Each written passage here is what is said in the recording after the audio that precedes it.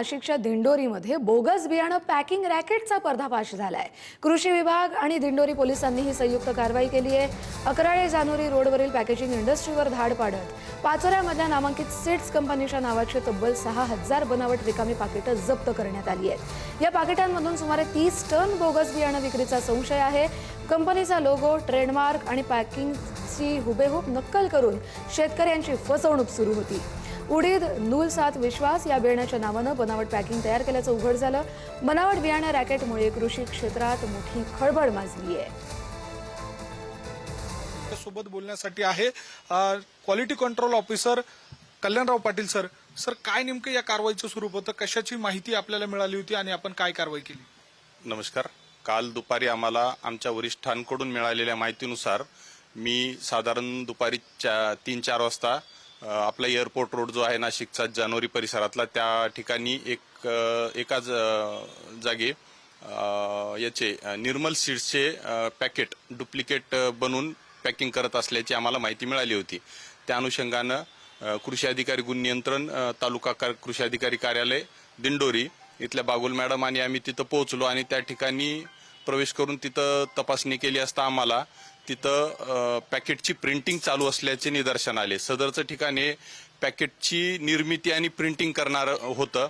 तिथं कुठल्याही प्रकारचं बियाणं आढळून आलं नाही, परंतु बियाणं पॅकिंग करण्यासाठी जे निर्मल सीड्सची व्हरायटी येते TLU 7 नावाची विश्वास नावाचं बियाणं आहे ते त्याची पॅकेट्स प्रिंट करणं चालू होतं।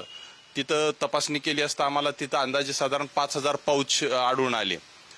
5000 पाऊच पूर्णतः तयार केलेली होती प्रिंट करून आणि त्याच्यावरची जी लेबलवरची अनुषंगिक माहिती असते त्याचे प्रिंटिंग चालू असताना आम्ही त्यावेळी पोहोचलो होतो। तिथं संबंधिताला चौकशी केली असता त्याला काही उत्तर देता आले नाही। जागेचा मालक आणि कंपनीचे मालक नितेश घुमरे हे समोर आले आणि त्यांनी सांगितलं की ह्या कंपनी माझी आहे आणि ही ऑर्डर माझ्याकडेच आलेली, पण कोणाकडून आली ते काही सांगू शकले नाही।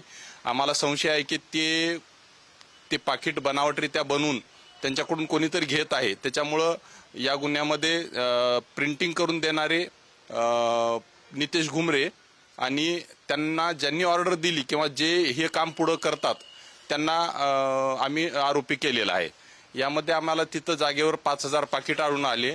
हे पाकिट ज्या रोलर मशीनवर प्रिंट केल्या जातात त्याला साधारण 8 कलरची प्रिंटिंग होते। ते 8 कलरचे 8 सिलेंडर असतात।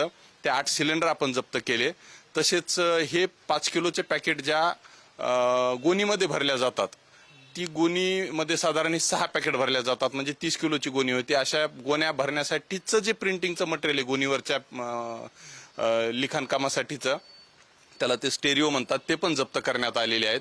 असं एकूण सगळं साहित्य साधारण 1,36,000 पर्यंत जप्त केलेलं आहे। व्हिडिओ जर्नलिस्ट मयूर बारगेसह मी किरण ताजने, पुढारी न्यूज, नाशिक।